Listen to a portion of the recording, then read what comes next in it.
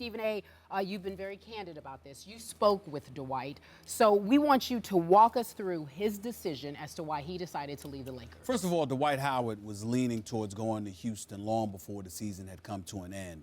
If you remember, on several occasions, you know, even though I left out hope for the Los Angeles Lakers because of that additional $30 million that was on the table, I was on the record saying that Houston had a better than 50-50 chance of doing this, and I thought he would go to Houston simply because, number one, when the season, 5 games into the season, when Jim Buss elected to let go of Mike Brown, I pointed out how Dwight Howard had asked for Phil Jackson and was rebuffed.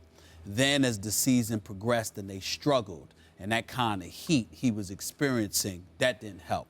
Then there was some friction at one time, at least earlier on, between him and Kobe Bryant before that ultimately was resolved. Then after that, near the tail end of the season, Mike D'Antoni and the frenetic pace that he likes to play at, even though he had modified that to some degree, basically said, I'm the coach, you're the player, you know, because Dwight Howard wanted them to throw the ball inside more. And D'Antoni had not elected to do that until he absolutely had to once Kobe Bryant went down. So for an organization and a team that was looking at Dwight Howard as the future, saying he was the heir apparent to the Kobe Bryant era, clearly they didn't take that too seriously because they weren't doing much to appease him. Having signs embarrassing themselves, by the way, by having signs talking about please stay and all of that stuff. I mean, talk about really belittling yourself and lowering yourself to sub-Laker standards. That's what they did all in of themselves. But ultimately, it came down to this. Dallas was never a viable candidate. That was just a gratuitous interview that was granted. The same thing could be said for the Atlanta Hawks. They never had a chance, okay?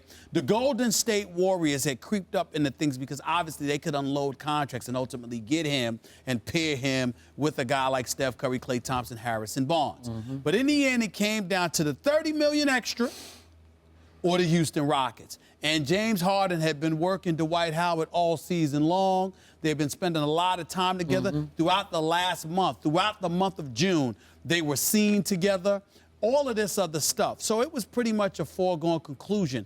But ultimately, what it came down to is this. I asked Dwight Howard this question when he called me on vacation and asked me to report that he definitely, quote him as saying he's going to the Houston Rockets. I said to him, if Phil Jackson were the coach of the Los Angeles Lakers, would you be leaving? His answer was a flat-out no. I would be staying with the Los Angeles Lakers. That's not to say that at one time or another there wasn't friction with him and Kobe, even though that wasn't really the factor in the end. That's not to say he has anything personal against Mike D'Antoni, because he doesn't. Actually, most people consider Mike D'Antoni a relatively decent man. You have all of that stuff going on. But in the end, what it comes down to is the direction of this franchise moving forward. Without Phil Jackson, you have to have faith in Jim Buss. And there's nobody with sense that has faith in Jim Buss. But can we surmise that you're saying that they chose D'Antoni over Dwight? Yes. Yes, because that's what it comes down to. Because you could say they chose D'Antoni or they chose the Laker way. We're not going to capitulate. Because remember, Kobe Bryant wanted Brian Shaw. Kobe Bryant didn't want Mike Brown. But they hired Mike Brown, not listening to Kobe. So it's really not an indictment against, you know, a particular player or even support for a particular coach. It's the Lakers saying, we're going to do things our way. The problem is, welcome to the era of Jim Buss, because everybody respects Mitch Kupchak. The man just has accomplished too much, even though he's a successor to Jerry West, and some of the initial success he enjoyed was because of Jerry West. Ultimately, he's the one that pulled off the Kwame Brown trade for Pau Gasol that delivered 3 straight appearances to the NBA Finals and 2 straight NBA championships. But what it comes down to, more so than anything, Skip, is the fact that Jim Buss is running this operation. And he is a guy. I'm not accusing him of not knowing basketball. I'm accusing him of allowing his ego to supersede his basketball acumen and to get caught up in what he wants as opposed to what is best for Laker Nation. I told you, I sat right here at this table before the trading deadline, and I said, trade Dwight now. You cannot lose him for nothing. And they were like, we're very confident. Go back to the statements from Jim Buss. We're very confident Dwight Howard will stay. Talk about arrogance. It really, really is sad, but that's Laker Nation right now. We'll get to the Jim Buss and D'Antoni hire in just a moment, a little more, but I want to hear your... Wait, I get to talk I now? want to hear your You're thoughts kidding. on this. It is your turn. I'm so excited that you're back because it's so much fun to sit and listen to my friend Stephen A. I thought Smith. you were asking me to give you the lowdown. I did. That's all. And I respect the heck out of all the reporting you have done on this. I loved every fact that you laid out for us. And now I'm about to give you my unvarnished opinion from a distance. I don't know Dwight Howard. I've never talked to Dwight Howard one time on the telephone. Oh. I've spoken to him in the hallway at ESPN. That's about it. By the way, go ahead. before you go any further, Dwight Howard would like to come on the show. Good. And he is planning. He may really want to come on after I get through with this. He is planning on coming on. I just want to say that to you before you went into You are welcome. Tomorrow, Wednesday, Thursday, you name it, you are welcome. You can sit right here. Yeah. For 2 solid hours, we will give you the floor. But right now, the floor is mine, Stephen A. Smith. This is my takeaway on Dwight Howard from a distance.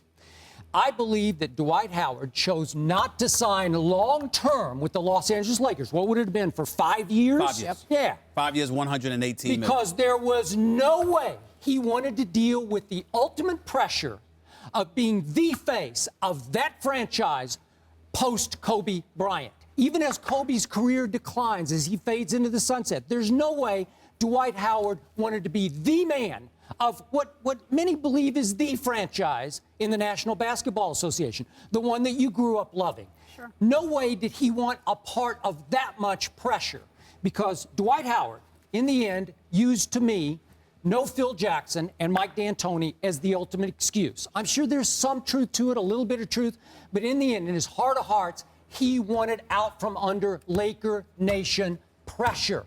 This is a man with superstar potential who does not have superstar intangibles. He does not have the requisite mental toughness to back up his extraordinary talent. So what do we get? Year after year, we get a man who, once again this year, led the league in rebounds. He's always at the top 2 or 3 in block shots. He changes a lot of shots, but he will never work hard enough on his offensive game or his free throw shooting because he does not want the pressure in fourth quarters of big games and big moments to have to make big shots or big free throws. It's why ultimately nobody can trust him to be a franchise player. So Dwight Howard clowns around to me because he's trying to tell us all, hey, it's only just a game. Don't take it that seriously. Don't take me that seriously. Don't put that much pressure on me. And in the end, Dwight Howard loves to be wanted, to be wooed, to be recruited. So he has continued to thrust himself into these hysterical free agent situations, one after another after another. And you know what the bottom line is? Dwight Howard has gotten more attention for delivering less in the ways of winning in championships than any player I can remember in the history of this league.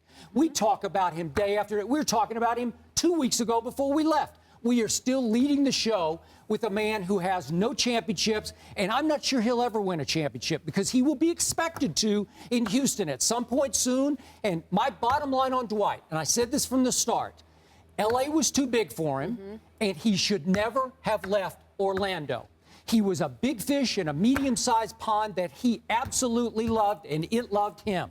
And he will always regret leaving Orlando. Never be happy, even in Houston. The pressure's still on him pretty significantly in Houston. Are you finished? Yes. First of all, let me be very, very clear about something here. Every single point that you made, and I do mean every single point, is incredibly valid. Congratulations. I don't refute not a scintilla of what you said. No, there's no but. Because I want you to understand where I'm coming from. I'm just going to tell you, if there is a but, I would say to you that, again, as I always tell you, it's very rare that anybody could question the veracity of your comment, Skip. However, it's usually incomplete. And this is what it is. It's your angle. You see what I'm saying? And you're not wrong, because Dwight does have a lot to prove. He has gotten entirely too much attention for somebody that hasn't won a championship. Oh, by the way, he considers himself a winner. No, champions, people with rings are winners. Everybody else is everybody else. The bottom line is that. Okay, so he has to accept that. But in fairness to him, to me, it sounds like you're saying you're giving very little credence to the whole Laker dynamic. That is Jim Buss, that is Mike D'Antoni, as opposed to Dr. Buss and Phil Jackson. Let's say Dr. Buss, God rest his soul, were still alive. And Phil Jackson We're still a coach. Yep. You really think Dwight Howard's leaving L.A.? I don't see that. But see, I don't see that. Address the reports that Dr. Buss did want D'Antoni. No. Listen, I will tell you this. I haven't heard that, and more importantly, I don't believe it. Dr. Buss wants to win.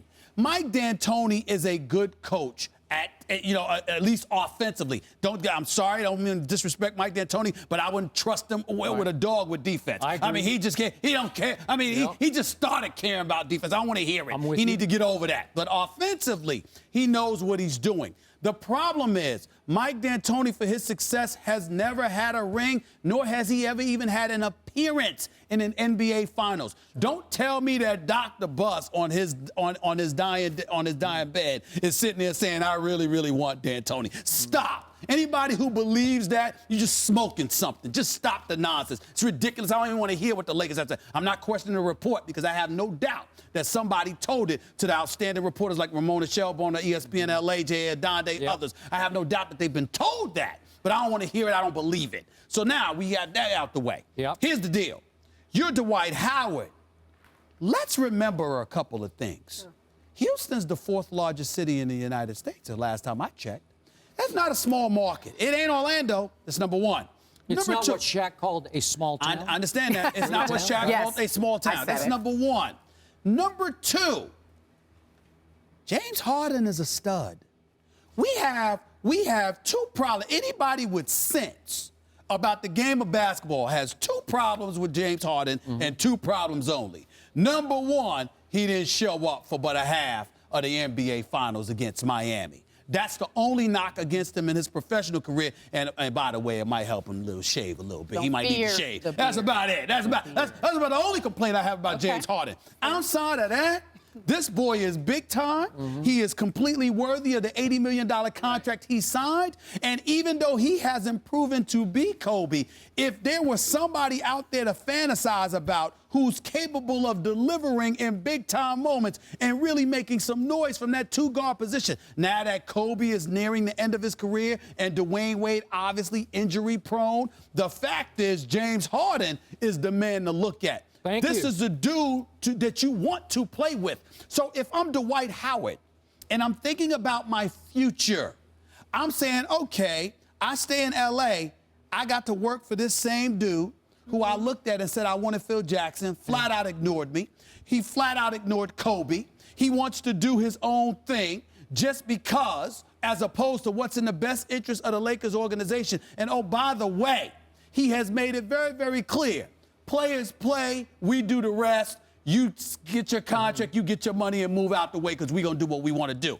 I'm going to commit to that as opposed to going to a state income tax-free state like Texas to play for Houston with one of the best off guards in the game, who, by the way, which is also what Dwight told me, Kevin McHale. I don't know if anybody, because you got some youngsters out there wet behind the ears, breath smelling like Similac. Kevin McHale, the coach for the Houston Rockets, who has proven he can coach, by the way, also might be arguably the most unstoppable power forward in the post in the history of basketball. This dude was big time in the low post, all right? And, oh, by the way, when you get away from practice and you just want little private workouts, who's the number one tutor? That would happen to be one of the top 5 greatest centers of all time, in Akeem the Dream Olajuwon, who resides in Houston, who delivered 2 NBA championships to Houston, who starred for the franchise for 17 years, and oh, by the way, in his off time is teaching other dudes how to play the post. Plus, he still has a connection with the Houston Rockets organization. So I look at all of these things, and I say, wait a minute. I'm just supposed to sit there and act like Dwight Howard made the wrong move? He didn't make a bad move. Okay. He made a shrewd move. Okay. I'm glad you brought up James Harden. Sure. James Harden is still only 23 years of age. He is established already as the man in Houston. Yes. So I'm not sure Dwight wants to play with him as much as Dwight wants to play beside him. Okay. Because the pressure at first will be mostly on James Harden for all the reasons you said. He is a stud. He is a superstar waiting to happen. Right. He just needed a little more help. Now he got a lot more help. So Asik, if he stays, now you've got... He needs to stay. Yeah, I know. So you got the two big men, but again, the early focus will be on James Harden. It's a shrewd move by Dwight because he went to a younger Kobe, quote unquote. Not that Harden will ever Right. be Kobe, but he might. He might. I don't know. He might. I He's don't only know. 23. He's only 23. He's only 23. Okay. So now Dwight's the older player. In the Lakers situation, Dwight was the younger, upcoming face of the franchise. He never has to fear being the face of the Houston franchise because it will probably always be James Harden. What I can tell you is that Dwight Howard told me the two things that stood out in my mind as to what he said was, when I asked him if Phil was there, would you have stayed? He said yes. Okay. The other thing he kept bringing up on his own is playing for McHale and training with Olajuwon. He believes they will make him better. And I don't know anybody who can argue with that. Do you want to sit there and say he couldn't handle the bright lights of L.A.? You know what? A legitimate argument could be made for that. I'm not going to refute that, no matter how much it hurts Dwight. I'm definitely not going to deny that. It takes a special kind of individual to want L.A. I agree. Kobe's just disgusted with him. He's lost all respect for him. You know what I mean? You know, and to some degree, Pau Gasol has as well. All I'm saying is I'm not refuting any of that. I'm not here to refute that.